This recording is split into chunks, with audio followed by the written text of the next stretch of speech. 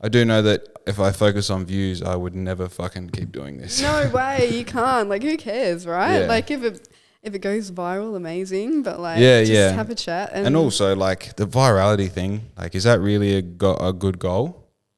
Like, do you want... Look, don't ask me. Like, I know that some people will like aim for that, and it's usually the posts that like they didn't even try on. Yeah. Yeah, like if I could put like 5 seconds into a post, and like maybe that would be the thing that got the most views. But it's well, then you go, all right, so speaking from a point of view where I did clips for this podcast up in Perth that I had another friend go on, and I like loved hearing Perth dudes talk to a Bunbury guy about just stuff. I was like, this is so cool. Yeah. So I started listening to it. Then they put a thing out saying, does anyone want to like be part of the crew and make our clips? I'm like, fuck yeah, I'll do that.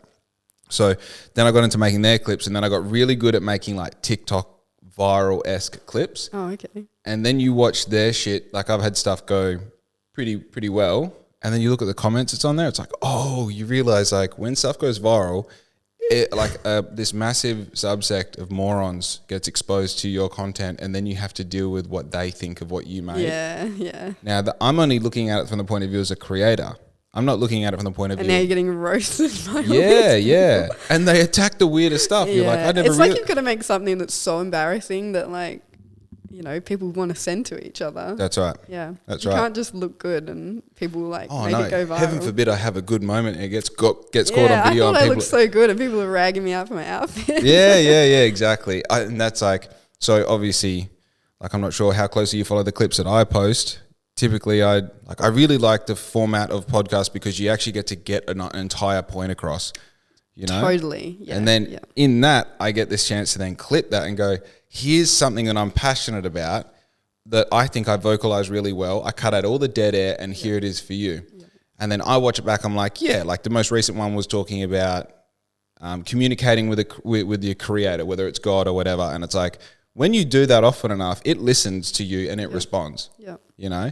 And then I see that it's been sent a certain amount of times. I'm like, is this people sending it to each other going like, wouldn't you love to know people's messages, right? How many group chats am I in that they're taking the piss out of me? What the fuck are they saying? It's not like they're going to be like, man, this guy's such a good guy. Like, yeah. I don't know. He's really onto something. It's like, no. Maybe though. And you could have been the reason that someone woke up to things, like... Yeah. The Monday motivation scares the shit out of me every time. It's good though. It's great. But only the people who think it's good are going to tell me that it's good. No one who thinks that I'm an idiot is going to go like, so your Monday motivations, eh? As if to say like, how are you? Yeah. No. It's all good. Who cares? Like, sometimes you just got to like, you're doing what you're doing. Clearly, like, you can't really care. Like, well, I mean, if you do care about what people are saying, obviously you don't change who you are. You got to care and be fearless.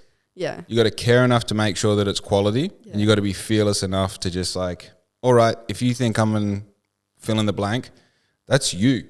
Yeah, but like, I don't know. It just doesn't seem like it bothers you anyway. Like, you got to be unique. You got to be different. That's what sets you apart. You don't want to be the same as everyone else. Also, like, I think you go, and I'm not putting myself on a pedestal here, but like the lion doesn't worry about the opinion of the sheep. Yeah. It's like most people are having that opinion while they're working their 9 to 5. What are they doing? Yeah, and it's like, brother, like, you post some motivational stuff on Instagram, see how it lands.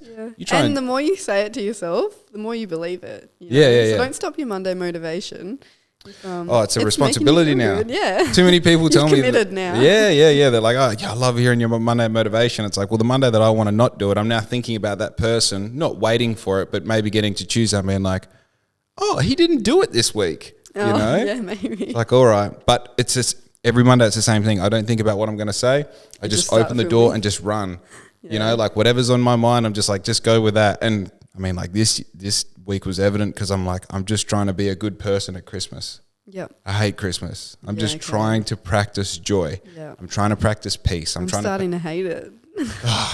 You're starting to hate it? Yeah, like I used to love it, be so into it, buy all the Christmas stuff, like, and now I'm just like, we've done Christmas here for like the last 3 years, and we do it twice, one for my family, one for Dion's family. Yep. So we've done 6 in 3 years and hosted all these things. And I'm like, we're left with all the rubbish, the cleaning up. I can't be a part of it. I'm putting kids to sleep, heaps of people here. too many presents. Yep. And lately I've just been into declutter. Like, I don't want heaps of crap. I don't want to be given plastic toys in packages. And yeah, I just think I'm more simple life now. Like, we just sort of, I don't know. I don't want to overwhelm my kids with too many toys, and I just keep it simple. Set up the tree and do a few things, but there is a thing to that. The having like I don't know if there's a number, but like having a smaller amount of high quality toys rather than having a high amount of lesser quality toys. Yeah. Because it creates this thing of like when you have too many options, it's like the analysis paralysis thing. Yeah. So as a child, if you're going to this thing where you're like, I'm going to move from this toy to that toy to that toy, which is essentially the same as this video to this video to this video, then it creates this anxiety of not being able to just go like, I have this wooden duck, you know. Yeah, I want my kids to appreciate like the things they have. Like, their grandmas like spoil them, but I just get them a few things. Otherwise, I'm just throwing out heaps of toys and stuff, and it's just way too much. I want to keep my house like as minimal as possible. Yeah, of course. Keeps me feeling sane. If I have to clean up, which I still do, clean up like a bunch of toys, but you know, I just don't want to be overwhelmed with a whole heap of stuff. Yeah, and especially the plastic toy thing. I just like left with the rubbish. I just hate that. Like, at one point I was doing so well, I fully just didn't even use the red bin. I was just recycling. Or really? I just did so well. But now we just bunch of stuff at the end of in the red bin, just full every week. I'm like over it. I think the now's not the type of year to judge yourself. You know, it's like never make any meaningful decisions when you're hungover. You know, like, I'm never going to drink again. It's like, talk to me when you're sober. Yeah, look, and I'm also just surviving, like, two kids and working and everything. So.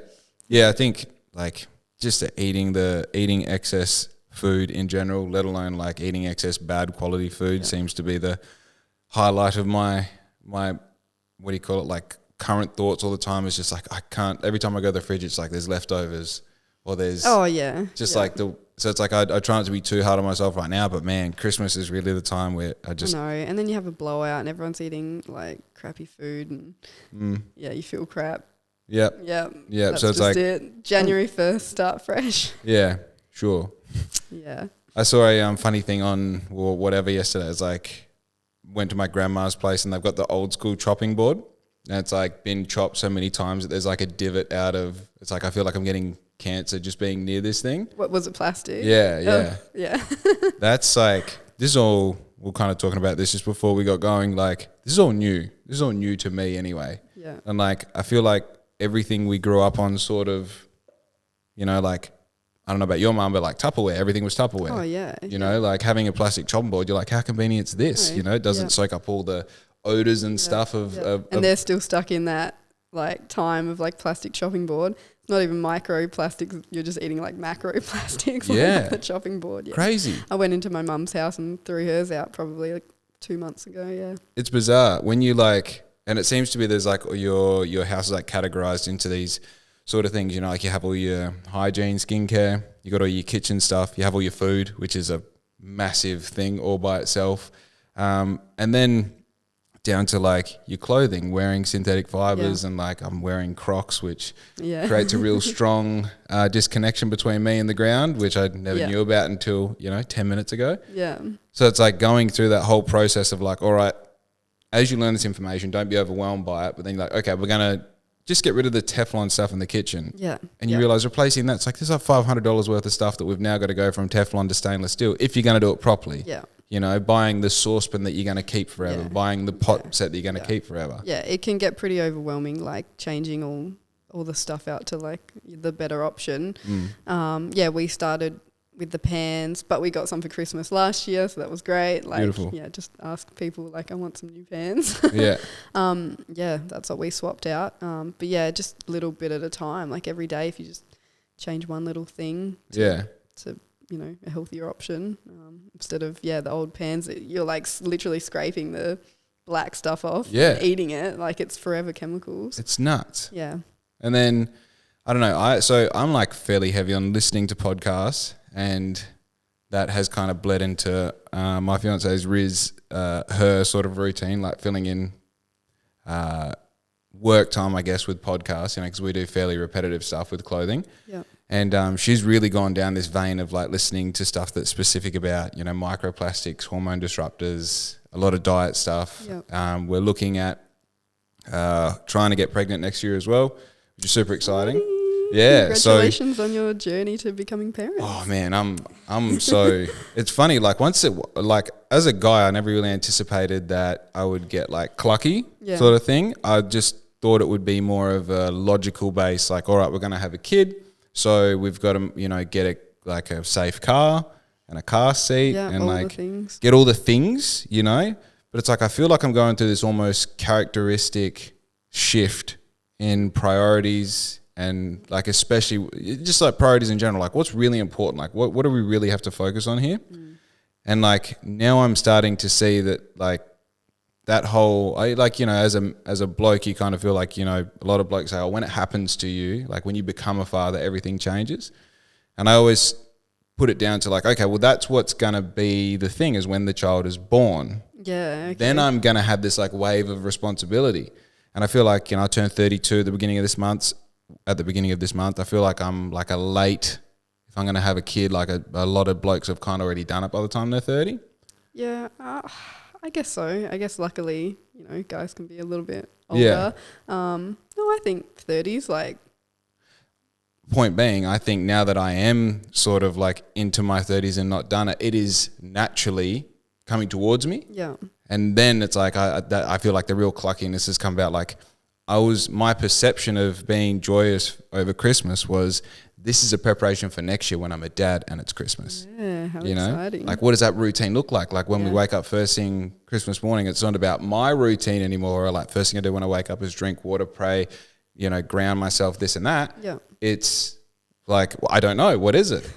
Well, if you have a baby next Christmas, you'll be tired and you probably won't care about Christmas. Yeah. I mean, like, that's just the first year. I mean, if you're talking about you've got a couple-month-old baby, like, well, you're just going to be soaking it in. And you know what? It's beautiful. Like, I'm not going to say it's like you don't care about Christmas, because we moved into this house in November 3 years ago. So we had a Christmas here, you know, with a 2-month-old baby, 3-month-old baby. Yeah. And we set up the Christmas tree, and I went out with Junior and, you know, got all the Christmas stuff, and Dion came home from work and there was a big Christmas tree set up. Like, we've only ever had a tiny Kmart tree. Yeah. So, you know, we've got big ceilings. So we got one that reached the top and set it up, and he walked in from work and like, he's like an emotional person, but I don't know. I think that really got him. He like, you know, he'll hate me for saying this, but just had tears in his eyes. Like, I'm standing there with our little baby. We've got like a beautiful tree set up. It's like magic. It's so nice. So yeah, like you have so much to look forward to. It's like beautiful. It'll be the best thing you ever do. I think just a footnote, I'm the most emotional guy. Oh, you'll bawl your eyes out there. It's funny. Have you seen Modern Family? Yeah, ages ago. The dad who literally cries over anything, like his kids get an all right grade and he's just like, I'm so fucking proud of you guys. That's me. I know it's me. Oh, you'll watch your child learn and it's like the greatest thing ever. Yeah.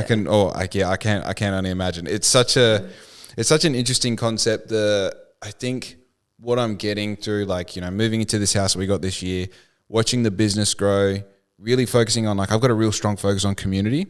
Like, I really am trying to like belong to this thing, you know, and even like with my social skate group, with the whole Black Ink thing, whatever that is, you know, even like my group of friends this year is really sort of like, we've weaned out all the dickheads, you know, and I think the overarching topic of it all is belonging.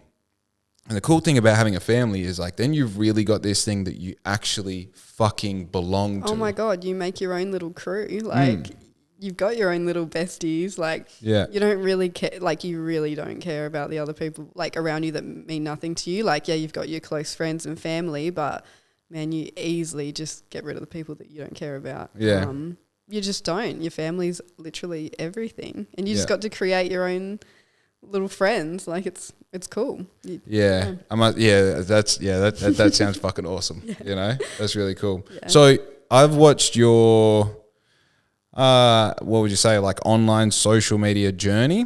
Journey's probably too much of a overarching theme, but I've watched like you've kind of like really transitioned into someone who focuses a lot on this whole topic of like family, health, and probably decluttering of this like unhealthy, toxic, that sort of stuff in your life. Yeah. How did that start? What was that? Well, yeah, my recent journey. I've always been a pretty healthy person. Yeah. Like I thought. But yeah, like my most recent venture, was my social media post, and you reached out to me like about that. So that began a year ago, or how old was my son? Year and a half. Like, yeah, when I was pregnant the second time around with my son, I got diagnosed with an autoimmune disease. Okay. Yeah, so that was really hectic. So yeah, I was pregnant. So it all started. Firstly, I'm not a health professional. I'm not a doctor. Yeah, of I'm course. not a nutritionist. I just want to state that. This is like my journey, and what I've learned from that and how it's helped me. I ended up just going for like a routine checkup, like at my midwifery practice. At 28 weeks, you get your vaccinations, flu vaccine, whooping cough vaccination. That's just something you do, like if you're pregnant. It just goes without saying, really. Yep. Unless you really state like, I don't want to be vaccinated. So I think I'd been sick, so I didn't get the flu vaccine, but I did I got the whooping cough one. They just say like, there's no side effects. You might get a bruise, like you might get a bump on your arm or whatever. Go about your life. I got that, and just went about my life for like 6 weeks. And obviously I didn't know if I was feeling like crap because I was pregnant. Yeah. I'm tired. I'm exhausted. Yeah. So I don't think anything of it. And then I went to go get a blood test, routine blood test everyone gets at 35 weeks. And I was 34 weeks. Went in and got a blood test at the Bunbury hospital, and just drove home, came home, like went to go get some dinner, whatever. Got a phone call from the hospital, and they were like, "Oh, there's been a mistake. Like, you're gonna have to come in and redo your blood test. Like, something's happened, or if this is the case, like, it's something serious and sort of happened with your platelets or whatever." Okay. I don't even know what that means at this stage. And I think I went in the next day with Dion, and went in and just got sat in a room with the doctor, and he just like, this is before I've even had like a second blood test to say if it's a mistake or not. I'm just thinking, oh, there's been a mistake. Yeah. And he just like bombarded me with all this information. Basically, your platelets have gone from, I think they were 220 down to 60 in the last like 6 weeks. Okay. Exactly when I got this vaccination. Yeah. Just crashed. And he just gave me all this information. He's like, if you're in an accident or you cut yourself or whatever, like you're just going to bleed out basically. And if you're pregnant, that's not ideal. Like your placenta's the size of a dinner plate, right? Yeah. If I was to give birth and I've got a wound the size of a dinner plate, and I can't clot my blood, which is what platelets do. I've got no platelets, so my blood can't clot. It's going to be pretty bad. And he was like, so you can't get pain relief, you can't get an epidural because if you get a needle in your spine, you're going to bleed. So basically we're going to have to rush you to Perth, put you under general anaesthetic and give you a cesarean, cut the baby out. And I was just like... What, like there and then? Like anytime soon, and we need a blood test, So you said you were 35 weeks? Yeah, I was 35 weeks, so they were like... What's that in months? How close are you to... So you could have a baby from 37 weeks to 40. Wow. So you're there, you're at... I'm 35 weeks, so a couple of weeks, it was just a lot of information. I was like, whoa. Here I am thinking I could have a natural birth, go into labour at home, go to Bunbury Hospital. It's like 4 minutes away. Yeah. So from thinking that to like this situation, I was like, whoa. Anyway, I got the blood test back and it was like, oh, okay, it's gone even lower now. So we're going to have to get you on some steroids, some medication, and hopefully that can boost the platelets. Yeah. So then you can give birth either in Bunbury or Perth or whatever. Yeah. We'll just see if that works. Because basically Bunbury won't touch you if you're like under 80, your platelets, and mine were under that. Yeah. So, yeah, I was like, days passed. No one had even gotten back to me. I'm freaking out. I don't even know what this means naturally. for me. Like, I'm pregnant, like, could go into labour. So, anyway, I went to the hospital, got another blood test the next week, and I got a phone call from someone, and she just sent me all these e-scripts for, like, medication. So I just went to the hospital pharmacy chemist. And, yeah, just got these prescriptions for prednisone, which is like a steroid. You know, people with cancer have this type of steroids, like it's pretty strong. Anyway, she's like, it's going to make you feel bad. Is the idea that this is going to help? It's going to help the platelets. So it's steroids. It's like boosting your immune system or your platelets or whatever. So, yeah, I just came home and took what they told me to, and I just felt crap. Like, it was horrible.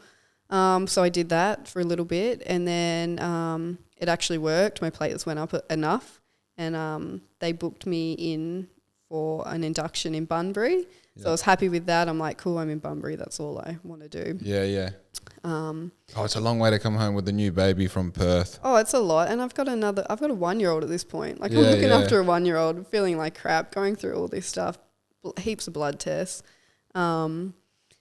And so when you're getting blood tests, are you not like struggling to even stop the bleeding from the blood tests? Like, it bleeds a bit, but you can stop it. Like, it's just like a little needle. Yeah. It's more if you're like in a, I don't know, accident, like cut yourself a bit more. The blood test was fine. Like, I would bruise. Like, at this point, I'm bruising. I've got bruises on my legs. I've got like blood spots from my bra straps. Really? Like, this is what's coming out on my skin. Yeah. So it's scary. I don't really know what's happening like with my body. Yeah. Anyway, I got booked in for an induction in Bunbury. They hadn't even checked my blood yet. They're trying to induce me. I'm like, you need to know my numbers, because if I have to go to Perth, like, I could give birth in an ambulance or something, you know? Yeah, yeah. So anyway, they don't induce me. They don't tell me what's going on. My platelets come back. If you want to birth in Bunbury, your platelets have to be at 80. Mm-hmm. Mine came back at exactly 80. So I was like, cool, so can I stay here? Yeah. No one could tell me what was happening. Finally, a doctor came in hours later, and I was like, what, are you kicking me out? She's like, yeah, we're going to send you home. I was like, I'm 38 and a half weeks pregnant. I could go into labour right now, and you're sending me home with nothing, go nowhere, just sent me home because they couldn't do anything. It was bad. Anyway, came home that night, didn't sleep, waited till the next morning, and called all my haematologists in Perth that I've been speaking with. And I finally got through to this lady that helped me.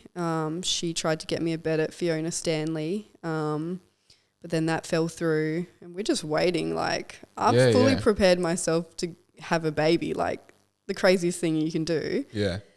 And then they called me back. They got me a bed at King Eddie's. So Dion and I went up to King Eddie's hospital, and they've got platelets on standby for me. So I'm like, in good hands. I just wish I went to Perth in the first place, but hindsight. How do you know, right? Yeah. I go there. Basically that day they're like, so do you want to have a baby now or tomorrow? I'm like, now, please, get me out of this. Let's go. They have platelets on standby and everything for me if anything was to go wrong. But luckily they let me, not have to go to sleep or anything. Had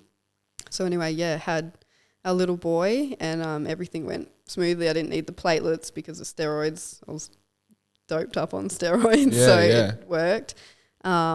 But then they said, you know, this isn't from any vaccine. This is from, this is just gestational. Like, this has happened because you're pregnant. As soon as your baby's born, it'll go away. Right. So they put me on like 5 milligrams of prednisone. It's like nothing.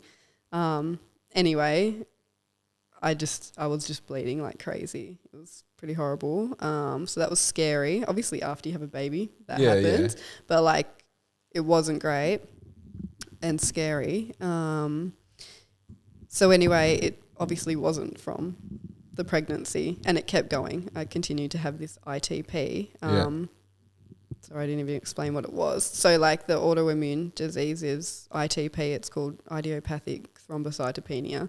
So that's what it is. So I still continue to have that, low platelets. And I was on that. It affected my whole life. Like I felt terrible. I was having withdrawals from it. No one told me that this is the case. So you're having withdrawals from what at this point? The steroids, because I had really? tapered off of them. Yeah. So I was on high dosage for what's considered a long period of time, a long-term use. And then, I went from a high dose to like 5 milligrams and then every second day.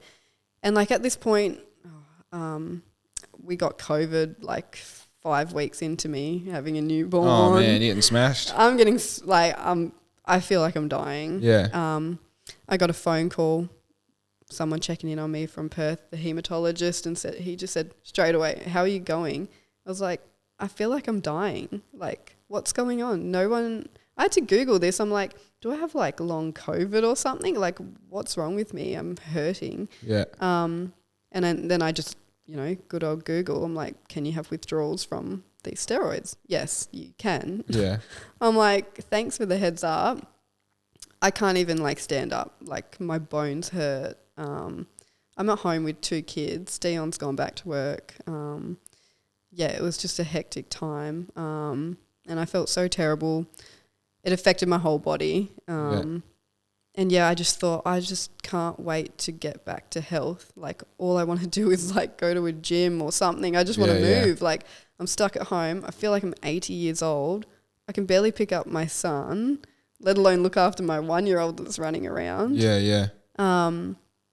It was just a wild few months. And then I ended up, getting off the steroids because my platelets leveled out at 50, which is still fine. You're not going to die. It's still chronic. Yeah. But I managed to get off of them, and I really wanted to because it was affecting everything. I couldn't breastfeed, and that's like depressing as a mother. It was horrible. And then, like a little bit passed, and I ended up, Dion was telling me about this podcast, and I hadn't listened to any podcasts or really anything. It was Joe Rogan and Gary Becka, and I just watched it, and I just like resonated with all of it. It was you posted this. I've posted this, I posted it. You posted it like a handful of times, hey? Yeah, I posted it months after. I did the work first, and then I didn't really tell anyone about it because I'm on my own journey. But it just everything he said was just amazing. I never heard of this guy. Heard of Joe Rogan, obviously, but I just thought, whoa, the information was so simple, easy to understand. Basically, he just talked about getting rid of grains and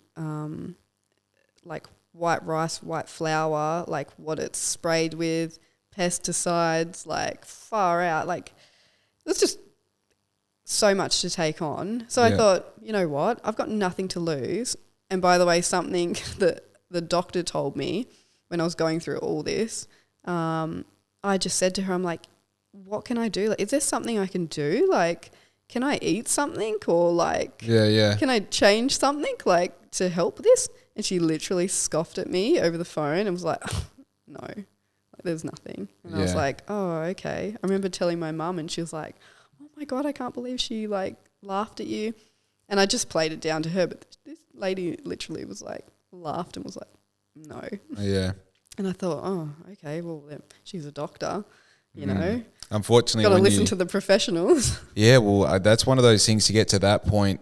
she's spent probably tens, hundreds of thousands of dollars to be there. Yeah. She's given a lot of her time and energy and life to get that position. And then to have that point of authority in that moment, you're not even getting the answer. You're getting the weight of everything that it took for her to get there and be like, well, if there was something you can eat, that kind of gets rid of the need for me. Oh, man. Exactly. Right. And I just thought, okay, I'm going to listen to her. And I was like, no, there has to be a way. And I'm going to try. I'm going to at least try. I'm not going to sit here in this situation and feel like this. So I just applied these things that he spoke about. I just cleared out the whole pantry. I just threw everything out. It was a mess, packets of just processed food. We're not like really unhealthy people, but, you know, just packets of like packet pasta, muesli bars and sugar and just old food. Just redid everything, didn't re-buy this stuff. Just started doing like a body balance class, like yoga, Pilates, like Tai Chi. Yeah. I loved it. It was like just moving my body again and like, you know, what it does for your mental health. So I started, you know, changing all these things and I felt so much better. I'm still getting blood tests, like so many. So I can see they keep calling me, okay, your platelets are at this, you know. And then I noticed as the months went on and I really hardcore changed my diet and lifestyle, it just kept going up, or like I would, you know, fall down a bit and it would go down a bit.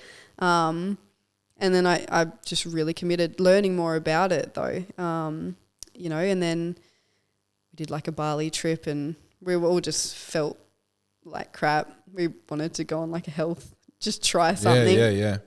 Dion came home and he decided he would do the carnivore diet for a month. Yeah. And it was cool to like watch him do that and had amazing benefits. He lost 10 kilos in 30 days. Yeah, 9 kilos. Yeah. That's crazy amount of... Crazy. It's crazy. It's like, I mean, what are these? That's 750 mils. That's over 9 of those. Oh, man, he looks so different. Like, he was talking to me after these 30 days and I'm like laughing because I'm like, I can literally see he looks so different.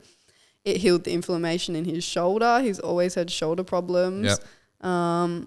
He had so much energy. Like, it was like life-changing. And I just thought, wow, I'm so glad you committed to that because any hardcore did like, you know, salt, meat, water. Yeah. And yeah, it was like amazing. He looked so good. He felt so good.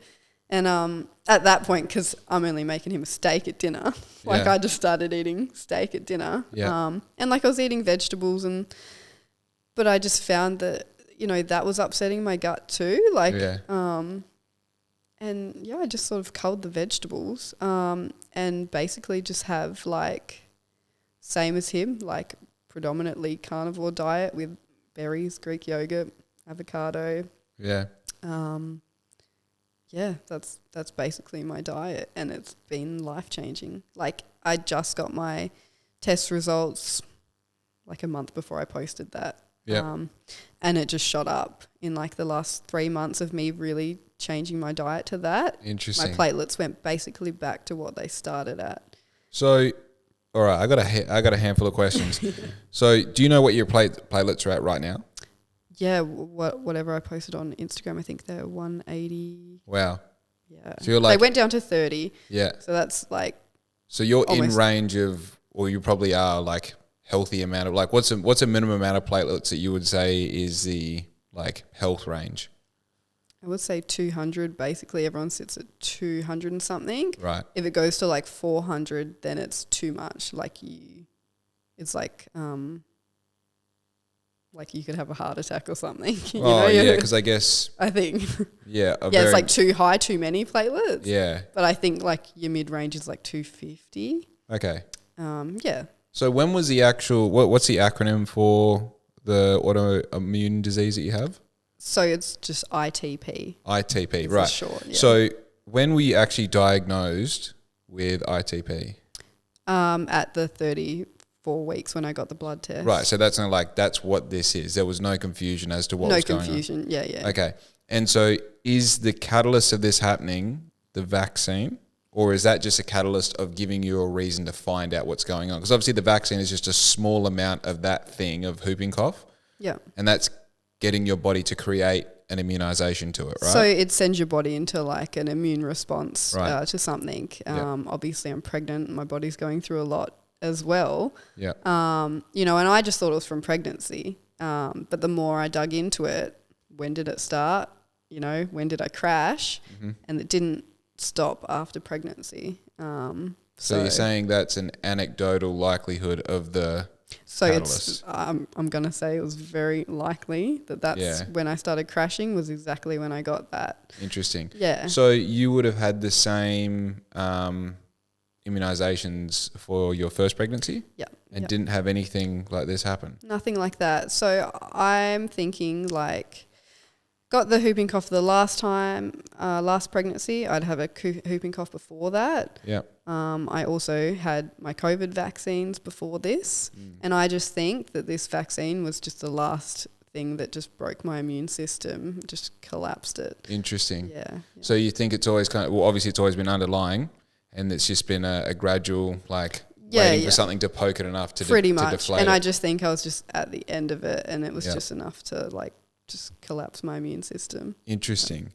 So what was the experience of your first pregnancy? Obviously, I'm coming to learn that pregnancy is a big deal for women. I know that sounds crazy saying it out loud, but it's quite like you're interested in it now. Yeah. It seems to be a really pinnacle moment for.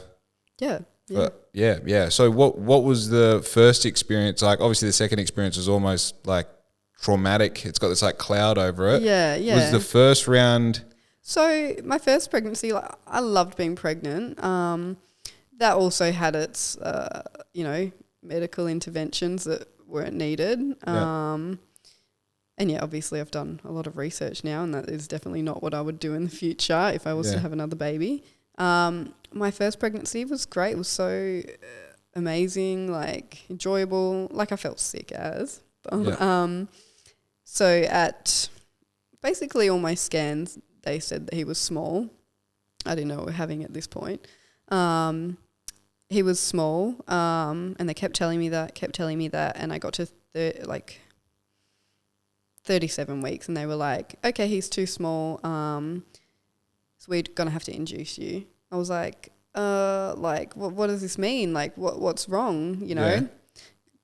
They thought there could be a growth restriction, but that's in the case if the head's too big or the stomach's too small, something's not growing properly. Okay. He was perfectly... in ratio. Yeah, perfectly the right size. Yeah. Anyway, she rushed me into that decision. I was like, well, what's going to happen if I don't get induced? She's like, oh, you'll have a stillbirth. I was like, okay, well, I'm not going to be selfish. If that's the case, then let's go. Deliver this baby. You don't care about yourself anymore. Yeah. You're like, I'm not going to be selfish and try and go full term. Yeah. So I got forced into that, and it's scary. It's your first pregnancy. You're going to listen to what the doctors are telling you. You're not going to just do what you think's right. And at that point, are you part of a community of other girls that are pregnant at the same time, or other new mothers or anything? Not really. I've got friends that have kids, maybe a couple of friends that were pregnant, but it's all the same thing. You get induced or, I did have a friend that was pregnant and she had the same thing, got induced, but she had her baby had to go through surgeries and things, so it was serious. I didn't really have a reason for this. They just said it could be a stillbirth, your baby's small. I'm like, well, I'm not a big person and I was only 6 pounds when I was born, so go by the family history. We're not a big family. Yeah. Anyway, I got induced with him at 37 weeks and he was measuring small. I don't know what their reason was, but whatever. And everything went really smoothly. But he was born and everyone stressed me about it. No one came to check on him. No one came to check on me. Yeah. They had all this stress about him and literally no one came in to check at all. Someone literally popped their head in and was like, oh, you had a baby. Okay. I'm like, are you going to check this baby? You've just forced me to have him. Yeah. And it was a bit traumatic. I decided, okay, induce me. And then they just, it's, giving birth is fucking painful. Yeah. So inducing, they're basically just giving you hormones that tells your body to have the baby. So they give you like Syntocin through like a drip, and it starts the contractions. No way. They break your waters, and then they start the contractions through a drip. So it's like hard and fast. Like usually if you go into labour naturally, spontaneously, it starts slower. Yeah.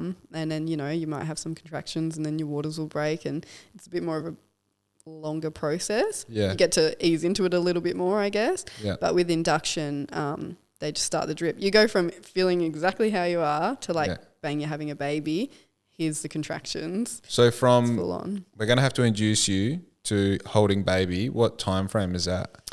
I think it was 6.5 hours. Like, it was pretty good. Like, that's a pretty fast birth. Yeah. But yeah, at the time I'm like, how long is this going to be? I can't handle this. And then, you ask for pain relief and ended up getting the epidural, and that didn't work. And then it only worked on one side. And really? Yeah. And, it's just a wild ride. And I don't think you really care how the baby comes out at that point. You're like, just help me. Yeah, that seems to be a fairly common thread. Yeah. With exactly what you're saying with all of it, like doctor says this, you're like, let's do this. Oh, absolutely. I would never question it because they're like the authority, like I'm going to listen to them. Now, like with my experience, I'm definitely going to have a second opinion or do my research. Yeah. I do my research now with anything that I do, like. It's overwhelming. It's overwhelming, but it's worth it. Like, just from that vaccine, I've met a lot of people now that have had reactions to the whooping cough vaccine, like autoimmune diseases, way worse than mine. They're like going blind. They can't work for the rest of their life. It happens a lot. And I guarantee you'll know someone that's had a vaccine reaction, but like, I can almost probably get guarantee cancelled for this. But this podcast will, unless people go directly on it, because we've mentioned COVID vaccine and the word vaccine a certain amount of times, it'll probably Can we bleep it out? Yeah. Oh, that AI doesn't do that for you apparently. Oh, yeah. But yeah, it's one of those things where like. But I think it's so important to talk about, like, you would never know this otherwise, But this is the thing. Everything is like, I'm coming to a point now where I'm getting like education fatigue. Yeah, it's overwhelming. Like in this last year, I've learnt so much. It's, and then people ask me about this lifestyle, and I don't want to bombard people. Like I want to talk to you about this to like raise awareness, just to question things or, change your lifestyle. You don't have to be you're not as sick or fatigued as you think you are. Yeah. We're not as sick as we think we are. Like, you can change this. You don't have to be so tired, exhausted, feeling crap because you don't have time for your health. Yep. But then everything else is going to fall down, right? You can't look after your kids as well because you haven't filled your cup up. Yeah. Like, as soon as I started eating this way, putting time into it, you buy convenience, but if you put more time into your health, you feel amazing. You can then go about your day and look after your family and like rock up to work and have energy. Like, my energy's amazing now. Like, I could do a backflip at 4 a.m. Like, you know what I mean?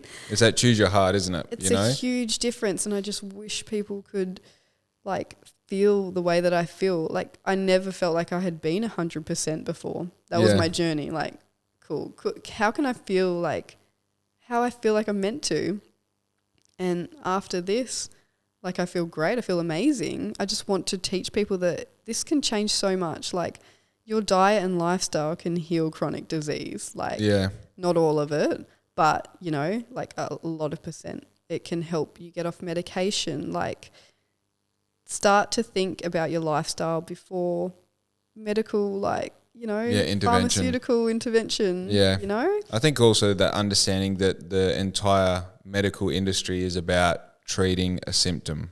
Absolutely. So you go to the doctor, you're like, I'm feeling like this. I go, okay, well, if you have this problem, here's a formula, it's solved with this. This is medication. Here's a piece of paper, take it to the... But then here's the side effects of this medication, so take this. That's right. Yeah, That's you're not fixing the root cause of it. Like, someone might come in and say, oh, I've got aching hands or bones or whatever. Oh, you've got arthritis. Oh, we're going to medicate you for arthritis.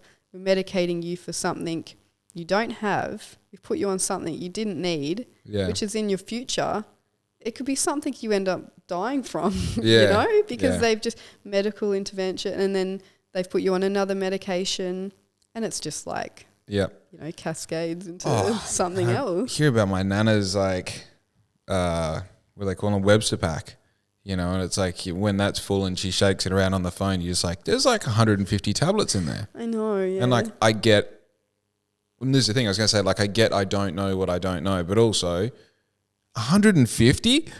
Like we can't cut that down by half and you have the same life, you know what I mean? And like, as you say, how many things are leaning on the next thing, you know? Yeah. It's like just, I mean, I know yesterday I had a really bad, like emotional day yesterday. And like, it's at the end of the day, I'm like, you're so like brain fog clouded, that's where I was at. I was like, what happened today?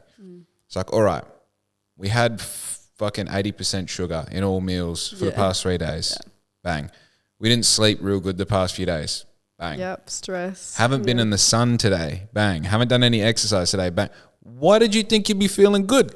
Yeah. What have you done to deserve to feel good? I do that sometimes. I'm like, oh, I feel like this. Oh, what did I eat? Something with sugar in it. Yeah. So something I did when I changed my whole diet was I cut sugar out like cold turkey. Yeah. And I mean like I was addicted to sugar. Like I'd have breakfast, have a chocolate, lunch chocolate, dinner, I'd eat an apple pie ice cream.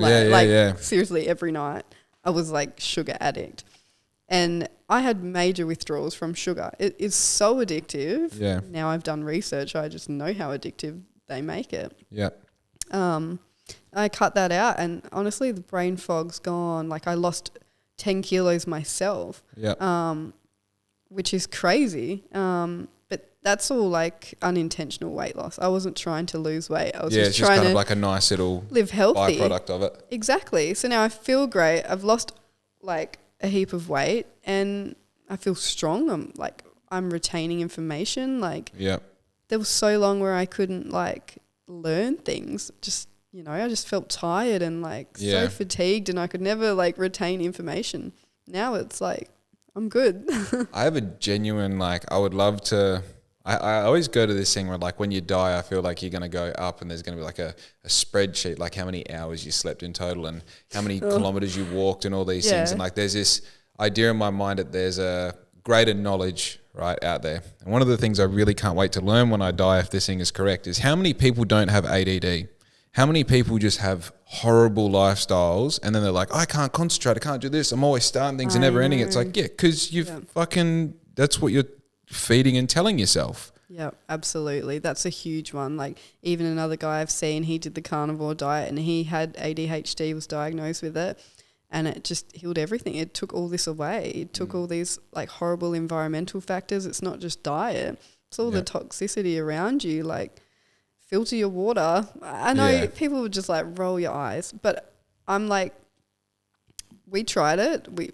We listened to Gary Becka. He's like, filter your water tomorrow. If that's the first thing you do, if that's the only thing you do, filter your water. Yeah. So we got a whole house filtration system. I've had eczema my whole life. Yeah. We changed it and I haven't had eczema for like a year. So what does that look like? What is your water filtration system? So we've got like 4 tanks on the side of the house. And are they the like tall cylindrical things that you're changing the filters out of? Yeah. Interesting. Okay. So that's just like at the front of the house. So anything that's behind that is filtered water. Interesting. Yeah. So one thing that keeps coming to mind as you're saying all this is cost. Obviously, the first thing people go is like, you brought it up before, it's all about convenience. Yeah, you know? It's like, it doesn't really... But a lot of it is like we're not trying to be unhealthy. We are unhealthy because of the convenience of life. Totally. It's so easy. You're not meant to be fit and healthy. Like, you know, you could go on about that. But, you know, it's made to be easy, convenience. Grab the food that's pre-packaged and ultra-processed, or the energy drinks. You know, people say it costs more to be healthy, but it doesn't have to. Like, yes, there's some things like filtering your water. Like, it sucks that it, you know, that's what costs more, that there's fluoride in your water that you don't need, that is literally a neurotoxin. Yeah. You know, but it's so worth it. Like, yeah, I get it. But if you can't afford a whole house filtration system, get a little one on your bench. Like there's smaller ways to. Oh yeah, we've got the water. like we've got the. You can get one under the tap. Yeah, and I know the filter itself is like, I think it's 130. Yeah. You spend every 6 months, and like the thing itself might be a couple of $100. Yeah. But at least like every time I fill this up, it's like at least I know, if not all, hopefully at least half of the shit's being filtered out. Yeah. You know, and then like Dad's got a rainwater tank that goes through a UV filter and that, and it's like, and we're grabbing. Well, this is now it's like juxtaposed because we're filling up those 15-litre plastic bottles. Now, while they don't move and they don't get exposed to sun and all this, it's like I'm putting my water into plastic and then I'm using it to just, I can't fucking win, you know? I know. And this is where it gets overwhelming, right? And people just, you know, they just cut out. Like when you get all this information you're not ready for, you don't listen to it. Like I never listened to it. I would roll my eyes. Oh my God, if someone said they were grounding, I was like, Mum, shut up. Like, yeah. You know? And I'm the first person to admit when I'm wrong. Like I've done my research and I'll be like, I was the first to judge that. Yep. And I've learned that that's not full of crap. Like grounding is amazing. We're all meant to do this, right? So I've gone on this journey of learning all these things. But yeah, I'm definitely the first person to admit when I'm wrong. Yeah. That was your post when it was like, I'm just a mum starting a day grounding with my boys. Was that you? Yeah. That really like, you know, sometimes, especially stories, you see them and you're like most of the time, you're like, I don't even know who this person is. Just reading it. That was like when I like went back, I'm like, oh, that's like hitting in the feels. That really feels like, and now my God, we've gone from having a blue metal backyard to having a garden, like a full like Isn't it amazing? Like it's so plants. Good. Yeah, and just like literally as a 32-year-old grown male adult, I'm like laying on the grass with my dog, just like looking in her eyes, being like, oh, we have it all, don't we? You know? I'm so blessed. We're so rich. Like this is amazing. Yeah. Yeah, that's me. That's what brings me joy. I love going to the park.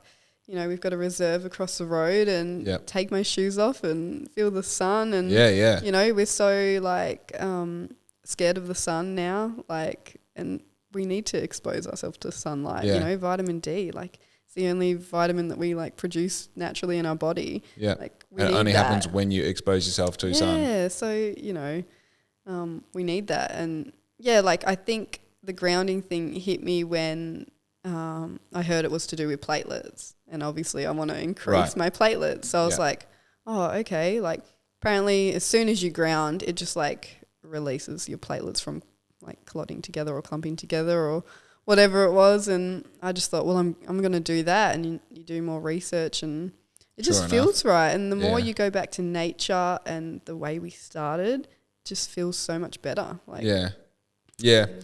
I think, just go back to the costing. So at the moment, I think our weekly shop before COVID was, you know, like 100, 150, and now it's just because of inflation and all this other shit we now need in our life, apparently.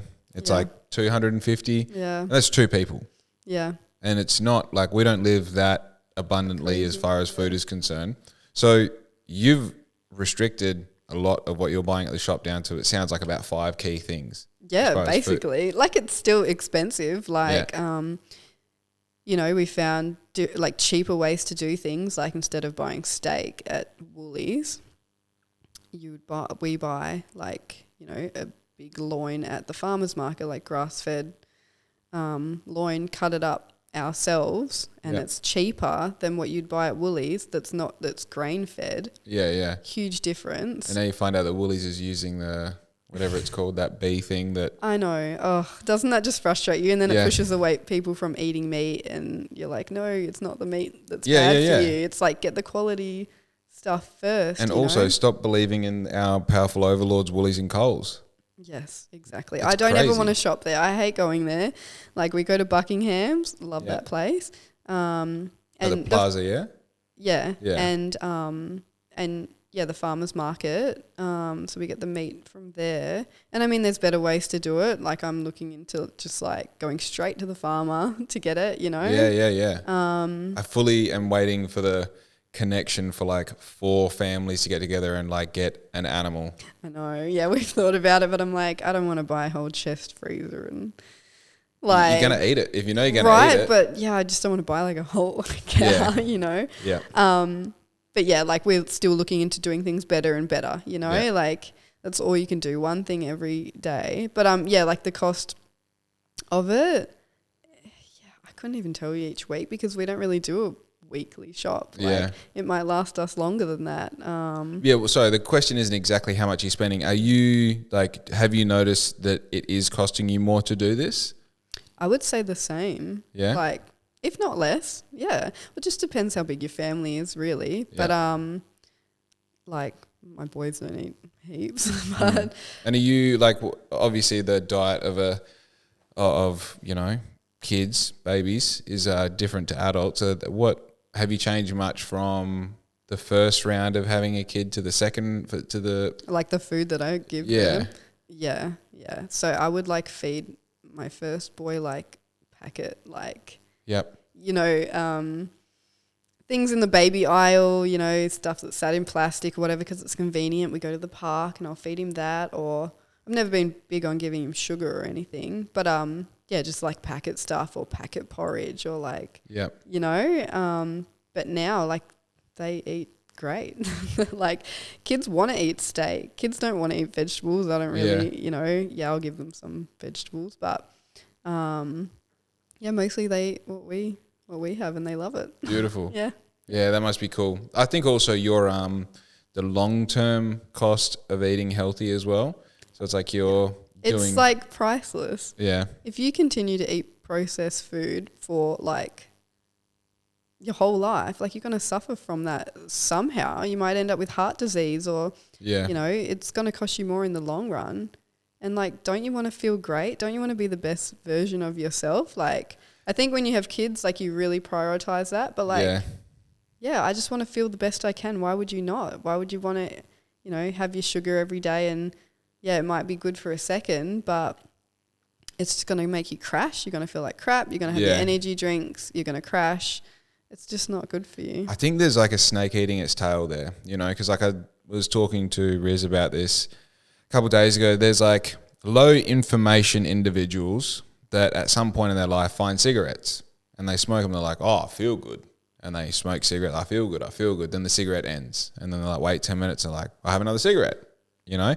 And that's the loop that they're in now, you know? And regardless of, you know, the Dare Iced coffees and the Maccas and the this and the that and everything else in this low information individual's life, once they find cigarettes, regardless of the information of them obviously being bad for you, doesn't matter because I feel good, you know? Yeah. And then that industry leans on the like, all right, what goes well with the cigarette? Well, drinking alcohol. And what goes well with drinking alcohol? Staying up late, Netflix. What goes well with that? Well, waking up in the morning, going to McDonald's for breakfast. Yeah. And then you've got like a multitude of industries that all lean on each other, right?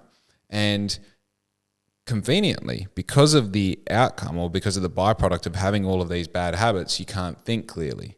So you can't think clearly, so you're kept out of the knowledge realm of going, this is bad for me, that's bad for me, that's bad for me, that's bad for me. And you get to a certain point where, like, without going too deep into it, you remove the free will of that person because they're leaning on all of these, like, vices in their life that they're literally, you get to a certain point. Like, you imagine, like, you know what it feels like to be aiming towards 100%.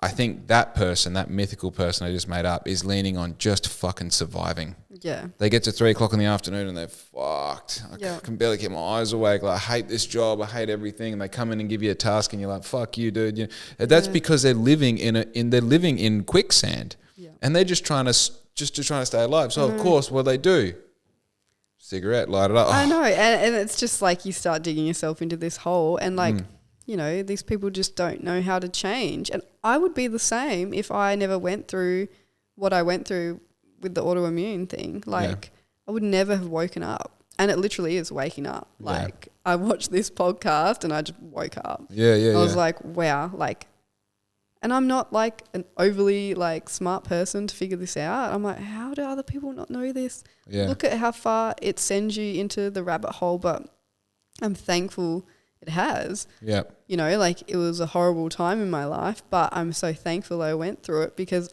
I've learned so much and like so many people have come to me and I've helped them, which is crazy. Like I'm not a professional person. Like I'm not a nutritionist. How interesting is that, by the way, when you elevate yourself to a position where it's like, people see you as this person of knowledge, and you're like, no, I'm a person of experience. Yeah. That's all it was like. But I would rather go through that than somebody else. Yeah. And, you know, for them to wake up to it. Like if they can just find out from me and they're a pretty healthy person, but they just wanted to better themselves. Yeah. You know, I'm so glad they didn't have to go through a life-changing event or, you know, like a near-death experience to wake up. For sure. So it makes me happy that like I can pass this knowledge on. It feels weird. Like I never thought I would have this passion, but like I don't care, and I don't care what people like.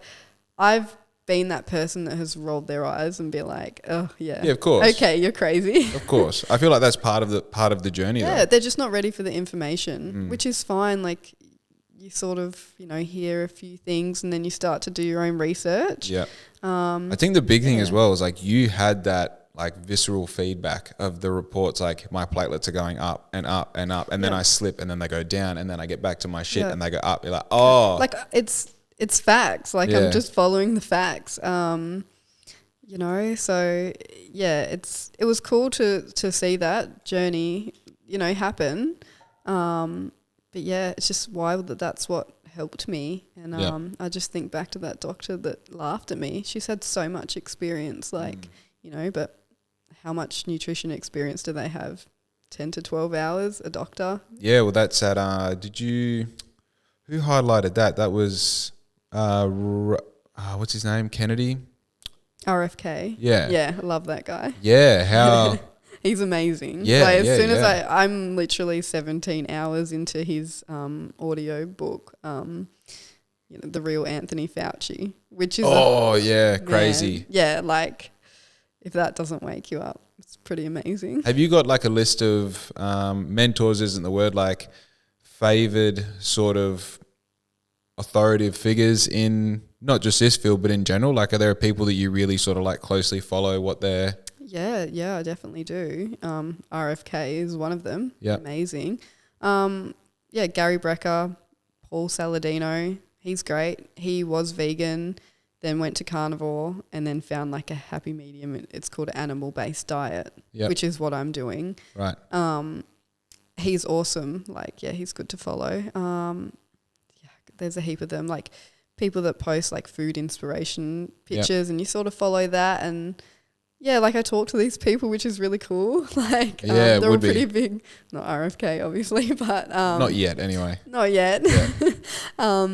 But yeah, like I do follow these people, and I find if you just go through unfollow all the unhealthy people that you just don't eat, not like diet unhealthy, but like unhealthy things you don't want to see, and follow the people you want to follow, and you know, going on their health journey, or you know, things that can inspire you. Like my Instagram's full of like lifestyle, health, but I want to learn, you know, because it's kind of like cultivating that online community of influence.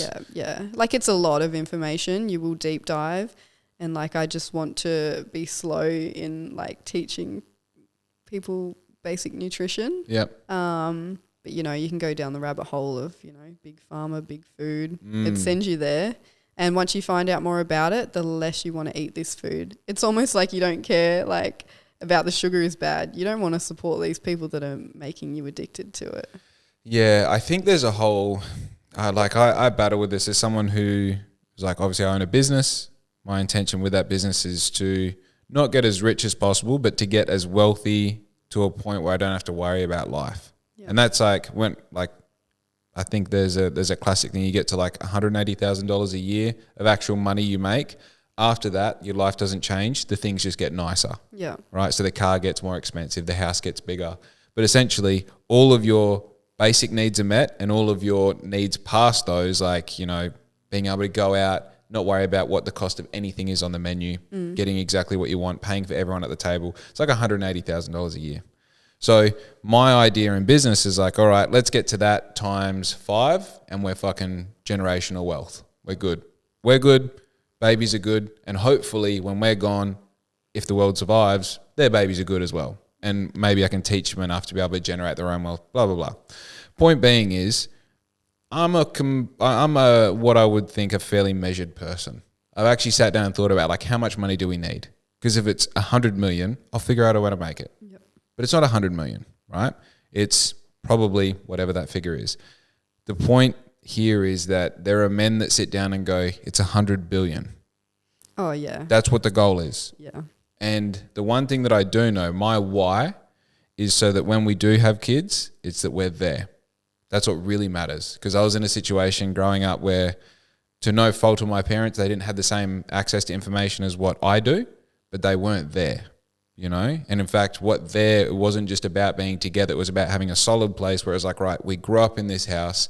We went to this school. We were always together. We had this sport team for 8 years or 10 years, whatever it was. Like, we just constantly fucking moved, and mum and dad were just always working, and I just don't want to replicate that again. Yeah.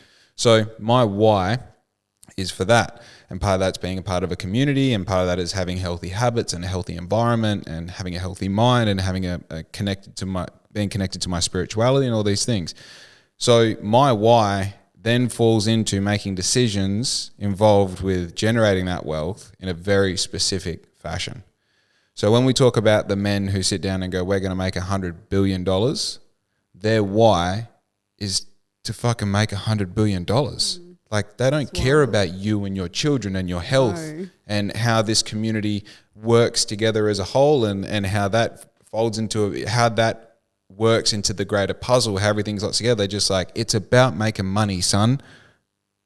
And when you know that that is the driving force behind Woolworths and Coles and the pharmacies and the everything, like the everything where there's real big money, you're like, okay, cool. If we're going to live within this thing, we have to figure out a way to either hover above it or exist below it. Because when you're in it, we're in the matrix. Yeah. Right? Right. We are. And I know, lack of better word, but it's funny because the past kind of 2 podcasts I've relayed back to this being essentially a matrix, you know? Yeah. And it's like when you go back to the analogy of the low information individual going from vice to vice to vice to vice, it's like the matrix is made to keep you in those vices. Of course, because it's all money. No one cares about your health. Like, it's up to you. And you might feel small to these people, but you can still make your own decisions. 100%. You can make your own little life. You can have your little farm with your animals and your veggies. And honestly, I feel like that's what everyone goes back to. Like, you know, unless you don't, whatever. But yeah, I feel like that's just, you want to go back to nature and what's good for you and your family. Yeah. It makes me sad seeing people go down that road of, like, you know, eating takeaway and then energy drinks and barely showing up to work and feeling crap. And it's just this, like, thing they're always going to go through unless they really do wake up. But how would they? Because everything they're doing is so bad. Like, it's made to keep you down. It's made to keep you down. Like, you're buying all these things that people want your money from. It's sad. It's so sad. And, like, now that I've just woken up to all this, I look at things so differently, and I'm like, man, like, the world is too far gone. And then it makes me sad, and I'm like, no, like, there's hope, you know. But so what do you think your role is in that? In this world that does have a diminishing sense of hope, seemingly, what do you think your role now with this information is? Just share as little as you can with people. It might not wake them up, but it might be just enough to make them think differently. I don't have big goals of changing the world. Yeah. But, you know, maybe a little bit of information could help change the world. I think changing your world is important. A lot of people like, oh, if I can't change the world, I'm not going to do anything. It's like, but you can fully... Exactly. Like, I've been through that. I'm like, oh, I can't do anything. This is so, like, depressing for everyone, you know. We're just sucked into this system.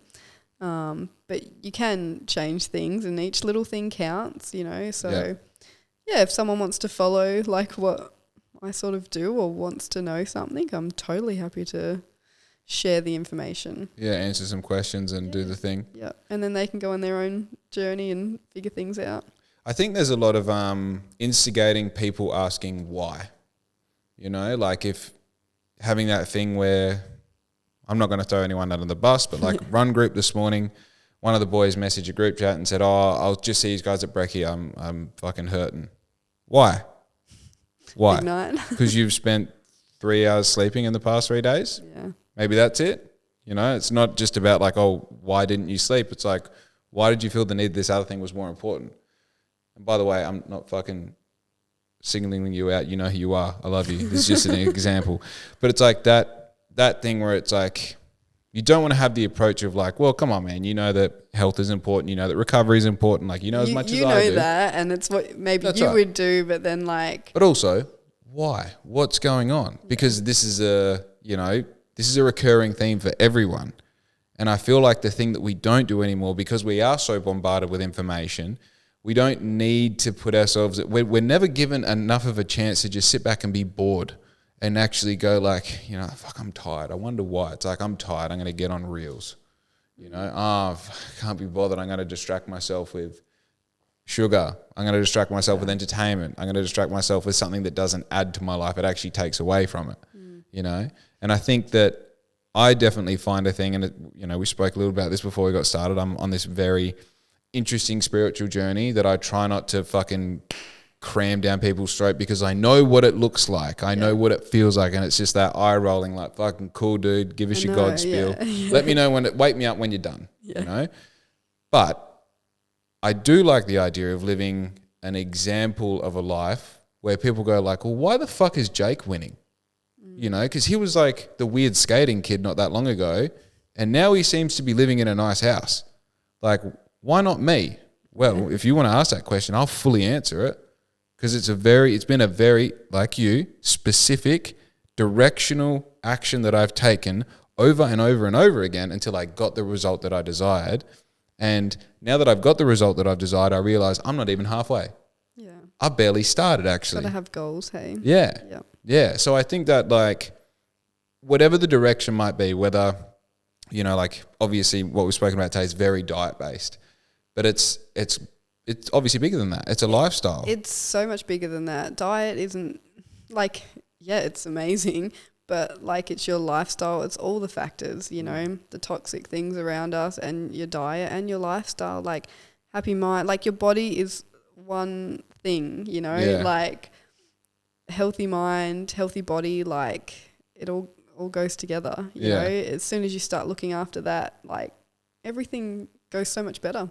Yeah, I heard a thing on a podcast. I'm not sure when it was or who it was, but it's like the medical industry is kind of based around segmenting everything. It's like this person's good at the kidney, and this person's good at lungs, and respiratory, and this person's good at cardio, and this person's good at psychology. And it's like there's never... It's not all together, is it? Yeah, it's there's no this one person who's like, oh, cool. So you've spoken to that person, that person. What did they all say? Now let's see how that fits into the map. Let's medicate this. Let's medicate this. Yeah. It's not like treated as like a whole system. Yeah. I totally agree with you. Like this book that I posted, Good Energy, is so amazing, because this is how this woman woke up. Her mum had died from pancreatic cancer, and she was like so Casey, the chick who wrote the book, she is like a ENT surgeon, like really top ENT surgeon, totally in the system, doing surgeries on these people. Oh, does she have a brother? Yes. Casey and Kelly means. Right. So Casey wrote this book, how she woke up, but totally in the system, and then just started questioning, why are all these people coming back? Like, I keep fixing them, but then they keep coming back. Like, what's causing this? And she questioned it, and everyone was like, no, like, you can't question that. You just do your job.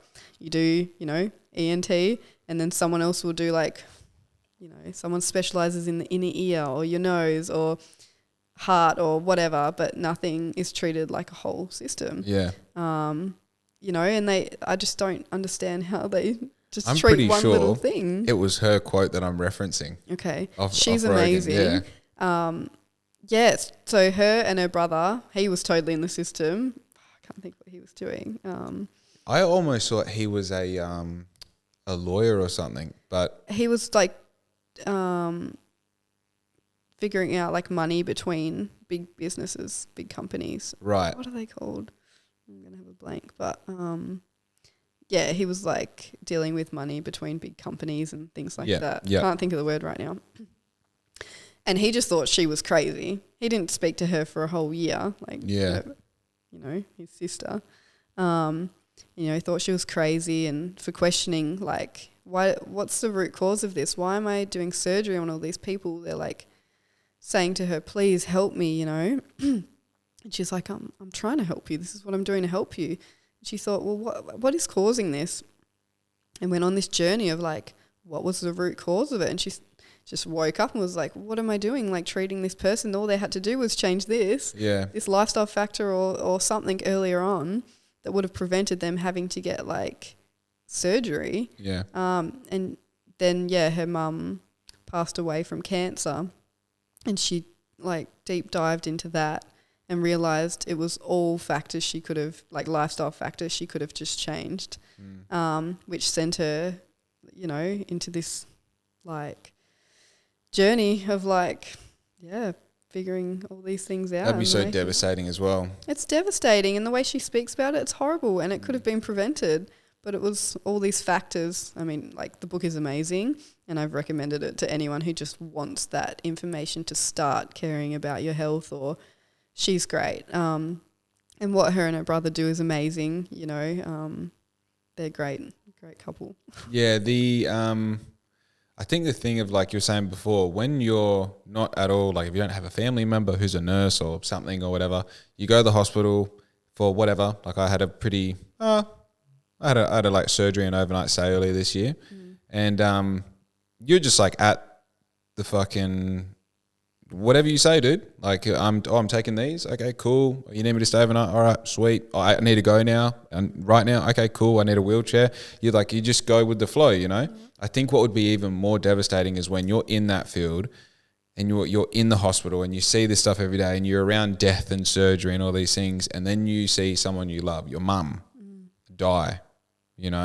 And to find out that the same reason that doctor or nurse laughed at you is like, it's because of it's not, what do you call it? It's not the stubbornness or whatever, but it's just the simple fact that like this industry, whether it's been specifically built like for this, in this way or not, like whether it's been built to keep people in the dark or whether it's just been kind of a cause of the way the medical industry has grown, where real like hardcore facts of human life have been kept from us and then monetized the shit that can be monetized over the top of it, and then knowing that was the reason that your mum died. Yeah, and she's part of the system, so she was like, it took her a lot to wake up from that. And I don't blame that doctor for laughing at me. I just know that she didn't have that information. Yeah, she's a product of it. She's exactly like what she's been taught suggests you can't change anything. Like she's not a bad person for that. She's just like, that's all she was taught. So she's not trying to be a bad person. Like a lot of people were given the wrong information. Yeah, so they're not bad people. They just were given the wrong information who truly believe this information. So, all these doctors... She's most likely having energy drinks on her break as well. That's the ironic part. Don't get me started on energy drinks. Yeah. That's one of those things, even when I didn't know about how fucking horrible they are for you, as you're like drinking them, you're like, this has got to be like sent straight from hell. Nothing makes me feel like this, that's legal. I've never gotten into them, but like, obviously being aware of ingredients now. Yeah. On that podcast with Joe Rogan and Gary Becka, they speak about like B12 is an ingredient, and this is completely like a synthetic like thing that they make, and it explains where it's from. This is all in energy drinks, supplements, everything.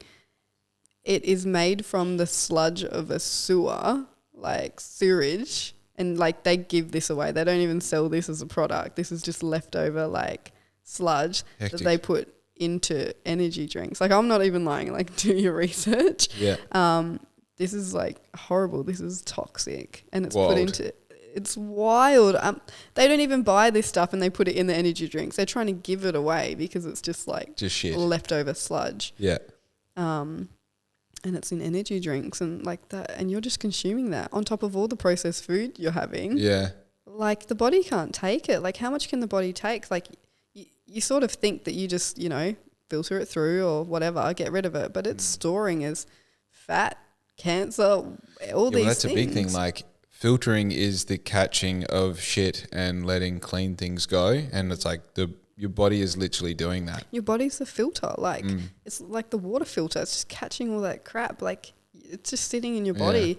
Like all these neurotoxins around us, it's sitting in your brain for the rest of your life. I think the interesting part of your story as well is that it wasn't until you're at a point where you're like, I got nothing to lose, so I'm just going to throw caution to the wind, give it a shot, see what happens. And I don't know how I twigged onto this so early. I think it's like being like, you know, training twice a day, 6 days a week as an athlete when I was super young. I got drilled into me like, you've got to train as if your life depends on it. Because if you don't train and you don't win the race, you lose your sponsorship, you go home, you get a normal job, you're just another dude. Yeah. So you got to do it as if your life depends on it. So then you eat as if your life depends on it. You recover as if your life depends on it. You go to training, someone's talking about you're like, hey bro, I don't give a fuck, I'm here to win, you know? And luckily that applied to me in everything after that. So I stopped being an athlete when I was just past 18. I start my adult life, I moved back to Australia, and now it's like I get a job and I'm like, I'm there 10 minutes early, I'm doing better than everyone else, I'm the last one to leave, I put all the tools away exactly how they're meant to be. Everything that comes up, like every extra thing you can do, I'm doing that, you know, and it always applied to me. And then you move into your late, same as when I was partying, you know, like I would fucking start drinking before everyone else, I would finish drinking after everyone else, I'd, you know, go the hardest, do the most, blah, blah, blah.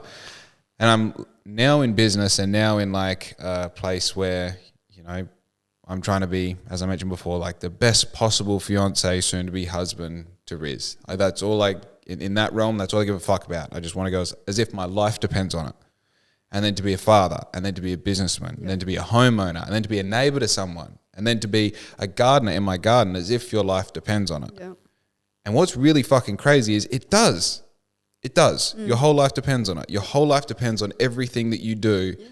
But for some reason, we've been like psyoped into not thinking that that's the case. Yeah, exactly. Your whole life depends on your health, right? Without your health, you have nothing. Right. If you don't eat, you'll die. If you don't drink water, you'll die. You have to drive your car when you're in traffic. You have to drive your car as if your life depends on it. You know why? Because if you don't, you might have a crash and fucking die. Like it's literally that simple. Yeah. And when like you have these conversations with people, and like I'm like going through it at the moment with, you know, again with the spirituality thing, and the more I lean into the fact that if I don't, and like the spirituality thing for me is like literally just trying to unlock this thing in the matrix, where if you can imagine something, for me it's the best possible version of myself. You can imagine it, you can throw it into the future. You can perceive it as it being yours and being deserving of it, and you can just step the whole way back to right now, and then all I've got to do is go through the steps, and then I end up becoming the best possible version of myself. Yeah, I hear you. Yep. So it's like it's very simple. Manifest that shit. Yeah, manifest. That's right. It's almost so simple that you don't want to believe that it works. Oh my God, there's so many things that, like, it's true. Like, it's so simple, but people think they've got to pay for something for it to work. Like, you know, EMF blankets or whatever for grounding. Just go out and walk outside. Cold plunge, like, you know, it's go into the ocean. It's fine. Yeah, like I'm all for cold plunges. Like, I believe in it. But you know, there's so many things that people try and pay for, like all these skin products. Like, women have so much to choose from. You know, you can use the basics, like just over consumerism, buying things that make you healthy. Just, you know, go do some breath work, go do some grounding, go eat a whole food diet. Yeah. Do those 3 things and watch your life change. Yeah. Yeah. One big thing this year is I've been smoking weed flat out, like all day, every day for years. Like essentially left truck driving so I could get back to that lifestyle. It was that important to me. I believe that I operated better when I was high all the time. And to a certain extent, I do believe that. Like, I'm not saying that that's incorrect, but I do know the practice of, like, I don't want to smoke anywhere in the house or around the house. So I go out to the back shed and I close the door. So, you know, and all of a sudden I'm in this dark environment and I'm like smoking and I smell like this thing. It feels very demonish to me. You know, it's like, oh, yuck. I don't like that part of it. But the big thing I found was, like, I had this thing that I would reset with, which was smoking weed. At the start of the day, I'd reset it by smoking weed. I'd have a win, reset. Have a loss, reset. Headache, reset. You know, day's not kind of going the way I want it. Just need a break. Whatever the excuse was, there was this reset. So I had this thing, right?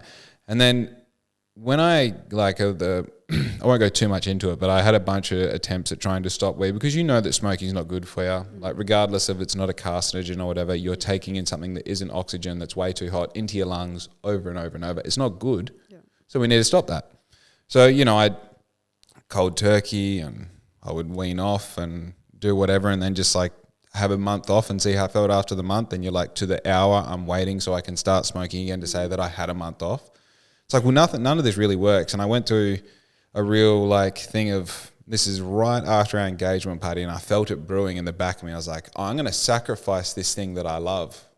I'm not going to leave it. I'm going to sacrifice it, which is a very biblical thing when you get into it. It's like the idea of sacrifice isn't you don't sacrifice one of the sheep, you sacrifice your best lamb because you're giving a gift to God, right? So for me, it was like I'm going to literally have like a ceremony. I'm going to smash up my bongs. I'm going to throw them out and I'm going to give everything away. And it's like, because this is something that I love. I really love it. It's part of me. It's my lifestyle. So to sacrifice it was like this new approach or attempt at going like, okay, I'm going to actually let this thing leave me. And it did. It worked. It was great. I like wrapped up all my bongs in rags, got a hammer, got Riz outside. I'm like, I'm going to do it. The dog came out and had like a moment. I was like, big breath, smashed it all up, threw it out. Cool. Next. And how are you going now? Well, fine. I haven't smoked since. Oh, great. And like, I have the devil whisper in my ear every now and then, you know, it's like. Yeah, but you've sacrificed it now. You can never go back. Yeah, well, then it takes away the sacrifice element, doesn't it? You know, it's like, then did you really sacrifice it if you're going to get it back? So, I mean, to be fair, it's only 16 hours into Ascend that I hear those voices. It's like, have a cigarette. You know? Oh, yeah. Have a smoke. Like, you know where you could get weed right now. You know, you could fucking stab some holes in a can and just make it happen. Yeah, I think it's all about the discipline, you know. Like that's with me, not with smoking. But you know, sugar, like holy hell, like that's so addictive. Oh, pin that. We're going to come back to it. No, yeah, you can keep talking. The thing I found with that reset element to it, I was like, I really want something that I can do, and I don't know what this thing is. Can I drink? I don't know. You wanted to replace it with something, yeah. You know, because I had this thing that I did like 10 times a day that now I just don't. It's just like this. It's like, you know, you've got these gaps in your mind that are just yelling at you saying, I'm empty. Totally, yeah. And I didn't really want to smoke weed because that was like, we're not filling the gaps with that anymore. And weirdly enough, it's push-ups. Okay. You do 10 push-ups. What the fuck? Like it completely removes you. I'm so proud of you. It's wild. You remove yourself from what you're doing and you're like, you have to put your hands on the floor. Do you know what? I do that every morning. I do 10 push-ups every morning. Hectic. That's just my thing. And how good is it? Yeah, I just get the heart rate up. And then it's like one of those things that actually forces you to remove yourself from what you're doing because you have to do it properly. Like, I'm not here to fuck around and do some of these. Like, no, we're going chest to the ground and up. It's you know, great. And just 10 real. And the thing is, if you're actually doing that 10 times a day, you've accidentally done 100 push-ups. Yeah, you know, and I'll admit, it's not like I do push-ups every day, but there is this thing where it's like I need to reset. I feel the the peripherals going like, what can I? And I'll admit, like a lot of it is I'll go to the fridge and I'll get a little sugar. Let me get a handful of something and just smash it, you know. And you can't stop, can you? Right. And then that starts that train, you know. All of a sudden you've gone from I'll just have a little snack to now I've had. I'm eating a whole bag of chips and lollies on the couch. Yeah. But especially when I'm out like printing and that, where I have to stay around the printer while I'm printing, and usually printing takes a couple of hours. It's like I can accidentally walk out of there after 2 hours and be like, I've done 70 push-ups, you know, just because I would have for sure smoked every single time had I kept that habit. Yeah, that's good. That's a really good habit to, change out. But that's good that you had the discipline to like go, no, this is what I'm going to do. Right. This is my mindset. I'm going to do it. And I think a lot of people lack. Discipline is a skill. It's an exercise, you know, and you find that you go, okay, I'm going to... What's an easy one you can implement into your life? A lot of people shallow breathe, you know, they're breathing in this part of their lungs. Yep. They're not going, you know, like breathe right in and fill them right up. breathe right out. So an easy discipline exercise is like, all right, some breath work. I'm just going to try and get 10 good breaths in a day. Yeah. So easy, so quick. Yeah. I'm a suck. Like I find myself doing that, just like shallow breathing. And then you've got to stop yourself and do a few. Yeah. But you do that and you get a week into that and you're like, I did it every day for a week. Yeah. And then good habit. I'm going to go for 2 weeks. Now I've been doing it for 6 months. Yeah. And then you go, fuck it, I'm going to try chuck in some push-ups. Yeah, look at you go. In a year, you'll be smashing it. And then all of a sudden, play it forward. 2 years later, you're going to bed earlier. You're eating better. Yeah. Now it's like you've gone from the uphill battle of going like, I've got to make effort into my life, to now you're almost like plateauing, going like, the fuck else can I do to improve? Oh yeah, that's me now. Like exactly. Biohacking, what can I do to like be better? I've culled all this stuff from my life. I've slowly implemented like these things that have made me feel better and have healed me. What more could I possibly do to like, it's like it's a whole thing. You can just exactly become a bit of an addict on it. You get to a point where the effort is in, before where the effort was like to improve, the effort is now to like, oh no, I think the effort is to improve now, whereas before it was like the effort was to survive, I guess. I know, and it's small steps. Like, I have friends that are like, what could I change or whatever? And I'm like, it's just one little thing. I don't have time. I'm like, we've got time. Like, I understand what you're saying. Like, I have 2 kids and like 3 jobs. Yeah. I don't have time, but I prioritize my health. Yeah. You have to, like, you can say you don't have time, but you've got to change your mind frame. Yeah. Or you're just going to pick up the snacks and the crappy food and all that. Like, prioritize your health. Like, you've got time. Little things like getting a bread maker, making your own bread. Yeah. Right? So, like, I was reading the ingredients on bread and I'm like, what the hell? There's 20 ingredients in here. Like, bread's like 3 ingredients, isn't it? Yeah, like yeast, water, flour or something? Yeah, and salt, whatever, maybe if you want to put sugar in it. We don't. But, like we got a bread maker, got in the habit of that. I love it. Yeah. Fresh bread in the morning takes 2 hours to make. It literally takes me 30 seconds to throw in the ingredients. Yeah. And then just let it sit there. I wake up at like 5 o'clock. So by 7, I've got fresh bread for everyone. Wow. It's amazing. And that like sets you on a good day. Have some smashed organic avo on your toast. Like, how good. It's just amazing. Like, it's like little things that I really appreciate in life now, like just the little wins or the little health things. Like that's a good way to start, like make your own bread, or like, oh my God, a crazy one that when I started reading ingredients, I read this packet in the cupboard. There was 79 ingredients. Yeah. It was breadcrumbs. Really? I'm not even joking. Like, I have proof. 79 ingredients in breadcrumbs. And I just thought, what? Like, yeah. And then I started reading everything and then like looking up what the actual like ingredients mean and what they are. Does that mean that I'm literally going to show you like, after this? I'll find it. That means that like it's not breadcrumbs, it's a thing that's made to be perceived as breadcrumbs. That's what that means, right? It's crazy. Like, I don't understand. Like, it was wild. I'll show you. And I was just like, what the hell? Like, what do we need in breadcrumbs? Like, we need 3 ingredients in breadcrumbs, like, or bread or anything, and like even going to the farmer's market, I picked up little sausage rolls, because easy, whatever, that's pretty healthy, kind of. And just like the ingredients, 30 ingredients in little sausage rolls. Yeah. I can literally go get some grass-fed mince and make like pastry with 3 ingredients. Yeah. It's going to take me longer. I can make more of it.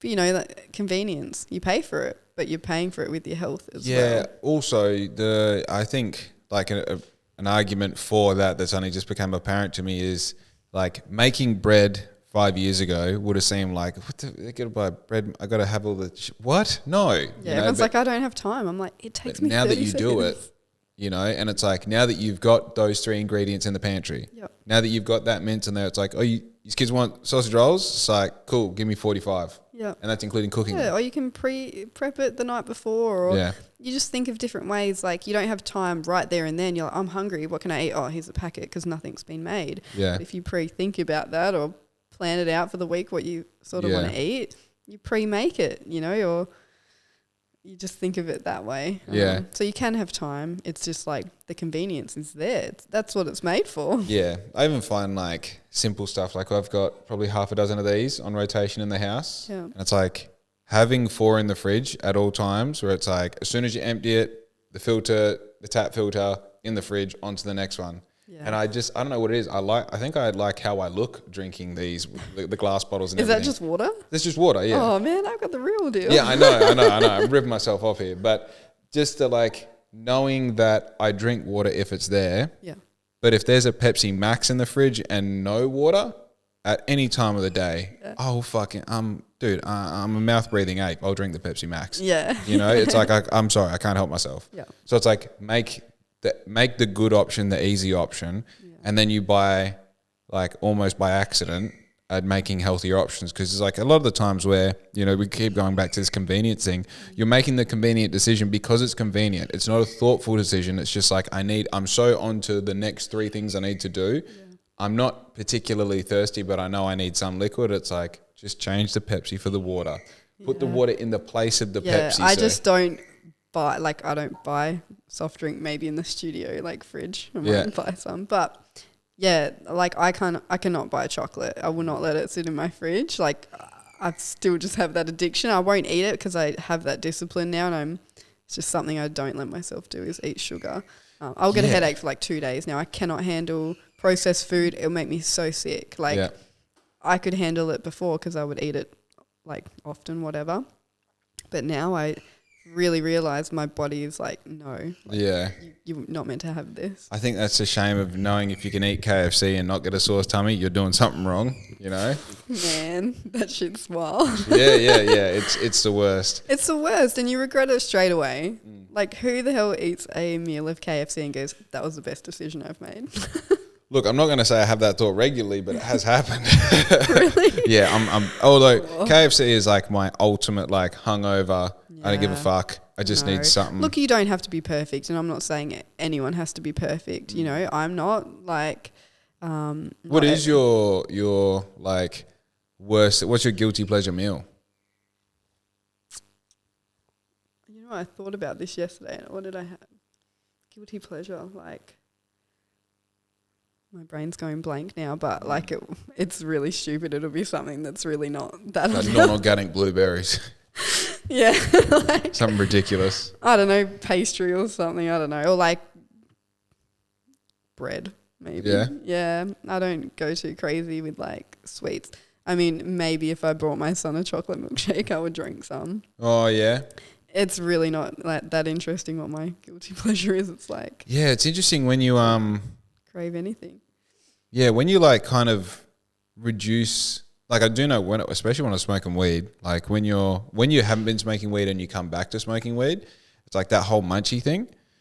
Having the munchies is kind of nuts because you literally perceive food differently because you're not even like doing it to be satiated. You're doing it for the like experience of tasting it, you know? So like you just continuously eat anything. You literally like get a box of you know, like just sweet chili chicken strips and put them in the air fryer and eat all of them. Yeah. You know, it's like in no other circumstance can you do that. Well, it's like any carbs or sugar, you can eat so much, right? You will eat and eat and eat. You know you're full. Yeah. But your brain is starving because when you have carbs or sugar, it stores it as fat and it stops like the signals to your brain to say that you're full. Stop eating, yeah. Because it's looking for nutrients, so it's like keep eating. Yeah. So when you have sugar, your brain thinks you're starving, so you can eat so much. Like you can bag of twisties. Like I could do that. I used to do that when I was pregnant. Like how, terrible. Could eat a whole bag of it. But like, when have you ever binged out on steak? Like you can't just eat and eat steak. Like you get full. You can fully, I've had this experience before because like obviously, you know, being a dude around other dudes, if there's steak on the menu and one person gets steak, you're like, well, I'll get the fucking 400 grams sirloin. And you can get 2/3 of the way through and you're like, oh, I can't eat this steak. Yeah. Like, what is that about? Like, I can genuinely eat an entire bowl of fucking what do you call it? Like potato? Is it potato salad? Pasta salad? Whatever. Yeah. Oh, Riz makes a mean one. I can't even think of what it is. Point being, you can I can eat and eat and eat and eat, and then you get something that's real, and you're like, oh, I can't eat this. Yeah. I can only eat a certain amount because you're full. Like, it's nutrient dense food. Yeah. But yeah, like, it's other food is made for you to keep eating, and you're so full, but you're like, why can I keep eating this? I've kind of got this like anecdotal thought as well. One thing that I do lean towards is, like, obviously right now we're experiencing, I mean, we're probably 50 years into this, the food version of a revolution of, like, things basically being plastic.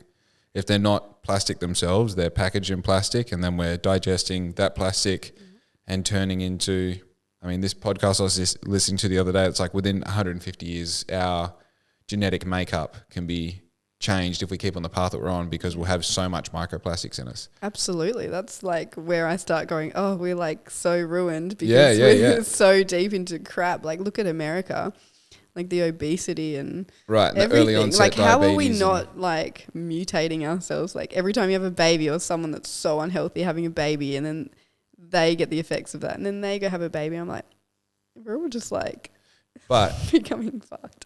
Is that, I know it's negative, because it's like we're moving away from this wholesome or like organic, what we perceive as organic. But then if we got a parallel universe and got someone from 200 years ago that had a splayed foot, we'll go 1,000 years ago that has a splayed foot because they wear shoes not at all, or not very often. So they're experiencing the ground differently, and they have, like rough hands because they're doing everything with their hands, and they're not living as long because they don't have medical intervention. Yeah. So it's like, all right, these people are now living longer, and they're softer and they're more fragile. And you go like, yeah, but we've evolved because we have these straight lines and beautiful white walls and ceilings, and we don't have to worry about the elements and all this. And it's like, is the general direction or, evolution somehow integrated in this, like, changing of what a human is into something that is more plastic? Because plastic is quite a new thing, right? Plastic's like a byproduct of petroleum, is that correct? So it's like, even using petrol in combustible engines, that's a like 1900s sort of deal. So then you go, okay, is this part of a greater story that we're like, right now we feel like the contrarians, right? Because we're going against what's a normal thing is. You go, I don't know, the person who invented a canopy for a ute 50 years ago was absolutely crazy, and now everyone has canopies. Yeah. So it's like, it's kind of, there is a part of me that sits back and goes like, yes, it is really bad, but is there going to be a point where the human body evolves to handle or work with these microplastics? Yeah, I don't know. Like, are we going to get to a point where it's like we plug in AI and be like, fix pancreatic cancer, and it goes, yeah, you need this, this, and this, and then not even that generates it. Yeah, I don't know. It's crazy to think, but like, we're kind of problem solving with the elements that we have access to as humans living in 2024, being born in the 90s. We know this experience really well because this is what we are. But I feel like, can you zoom out far enough where you go, okay, that's where we've come from. That's real different. And also living 100 years ago kind of sounds like it sucks. Like hot showers are like 150 years old. What the fuck? But now that's such a staple of how we live. What's 150 years from now look like when we have seen the most technological advancement in all of human existence in our lifetime? That's fucking bizarre. What's 1,000 years from now look like? Yeah, I don't know. It's wild. I seem to think that, I hope that we would go back to, like, the natural way of how we were. I don't know if that's going to take over. Like, I'm not sure what it will look like. But I think also that requires a collapse of industries. That requires. Yeah, I don't know how that's all the systems are going to keep working, or if that's going to come down or like get worse. Yeah, I don't know. I don't know if everyone's going to be exposed for who they really are. Yeah. Well, this comes back down to when we can't change a world, we can change our world. Yeah. Yeah. Also, that thing that we touched on just before, the discipline, that like having those sugar cravings or having whatever cravings they are, as someone who's like experienced a lot of different sort of addictive things, you know, and I feel like a lot of people kind of overlook how addictive sugar really is. Yeah. They don't know. They go, oh, you know, like tobacco's addictive and cocaine's addictive and, you know, like I'm addicted to fucking cordial or whatever it is. You know, like people have these almost like kind of comical ideas of what addiction really is. And then you tell them like, just don't eat sugar for 12 hours. See what happens. So, I could do that. No, you couldn't. You flat out couldn't. You know, like most people can't go without coffee in the mornings, let alone going without sugar. Yeah. You know, and I know as someone who like, I always thought as a kid, I was like, oh man, I'll start smoking cigarettes just to prove that it's easy to quit. I know that if I have tobacco in the house, I'm so out of control of that part of myself. And I haven't really struggled with it, but if I know it's there, I'll have it. Yeah. You know, and it's like sugar is exactly the same. Same. You know, it's like, you know, if there's a block of chocolate, it's not just, you know, where it is, you know, the angle that it's sitting on in your pantry. Like that's fucking addiction. Yeah. I think the deeper I dived into like, sugar and like how it's so addictive just was like, whoa, like it's so much darker than that. Like it's literally evil. Like it's made for you, like in a lab, literally made for you to be so addicted to it. Like they've done tests on mice and everything and like see what triggers things in the brain to make it more addictive to then put it into food. This is true. Like this is what they're doing. And I just think that's so evil that I'm just totally against that and I just won't do it. And it's just something that I do, like you do your 10 push-ups or whatever, like I just go, I'm not going to eat sugar. Yeah. That's just how it's going to be. And people are like, what? Like, and I never thought I could do that, but that's just the little challenge I have every day. I'm like, I'm not going to, you know, have sugar. And then the cravings go away and you stop actually wanting it. And then you have it and you feel terrible. And then you're like, oh, huge regrets. I'm never doing that again. Yeah.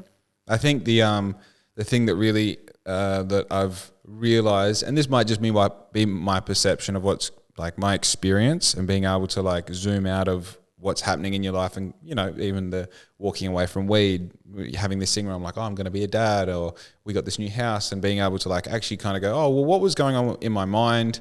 How was I perceiving the world? How were people perceiving me? And what's like, you know, what's the internal dialogue that I was experiencing? One thing that I've like come to conceptualize this idea of, you know, having like that angel and devil on your shoulder. And like obviously this ties in the whole spiritual thing as well. I can relate a lot of my bad decisions to literally something telling me in my mind like, oh, you should do that. And the crazy thing about it is it's my voice telling me, right? So when you relate this to this angel and demon or devil on your shoulder, if you were the devil trying to influence someone to do something, you wouldn't want to sound like the devil because they're like, oh, that's bad. You'd trick them. You make them think that it's their idea, that they came up with it, that it's their concept, that if you're going to have sugar from the pantry, it's because you want it. Not because the devil wants you to have it, but because you want it, right? And so when I replaced this idea that, because you kind of know when you're having these negative thoughts, like stay up a little bit later, you'll be fine, you know, like fuck drinking water, I can't be bothered, you know, I'll put up with a headache if it comes to that, or I'm going to take on more of this negative information, or I'm going to sit here and bitch about this person for a bit longer. You know in the moment when it's happening that it's bad for you, right? My changing of that perception into the devil using me as a vehicle of negativity in that moment and using my voice to trick me, to make me think that it's me being that, and I'm like having a decision whether it's good or bad. It's like, no. You are a neutral ground. The devil is using your voice as the vehicle to portray evil through you, right? And it's interesting that you said sugar is literally evil. Or evil has been used to tune that sugar right up into the worst possible version of it. Using that as the like catalyst to being able to understand that you have free will. You get to, you know, we're talking about being so deep in vices that you lose that free will. Yep. You elevate yourself above those vices, you get some of that free will back. And then you have free will. Like that's the thing. Yeah. Like you have choices. And for sure. People just don't realize that you control your life. 100%. You can pick what you want. Like you don't have to be sucked into these things. Correct. But it just takes a different way of thinking, or, you know, to change that, to get, you know, to live your own life instead of taking on all these, you know, big companies. You're just supporting them as like a little person, but that's great for them. It's exactly what they want from you. 100%. Yeah. 100%. All right. We've hit an hour and 50 minutes. Have we? Would you believe? Oh my God. How cool is that? That's cool. Is there anything else that is that you would like to bring up or? Yeah, look, I'm so passionate about the health side of things. I just wanted to spread some awareness on that you can change your life, like, and chronic illness through diet and lifestyle. Don't think you can't. Like, you know, get another, you know, do your research. You know, don't just listen to the first thing people say to you. Yeah. You know, like, eating organic is amazing. It's not this bougie, you know, hippie thing. It's not this flex. Like, it's literally food without the glyphosate. It's literally food without weed killer in it. Like, I'm just choosing to eat food without poison in it, you know? And I just think that's a great change for things. Cut out seed oils. Yep. If you look on any packet, vegetable oil, sunflower oil, you know, cut that out. That causes heart problems, inflammatory, inflames your body. You know, all these little things to look out for. They're not so innocent. If you see how seed oils are made, they're bleached, use hexane. That's a neurotoxin. You know, like, think deeper into this. It's not just an ingredient. Like, it's, look beyond that. It's poison or the way it's made. It's not made for the human body. And I think that's all I wanted to get across. Unreal. Well, that was a great conversation. Yeah, good. I think it's hopefully a part of a greater set of conversations that people can listen to, and you've spoken about a few of them, like other podcasts that. And I feel like these long form conversations are good because it gives you a chance to, like, really soak up, like, this is important.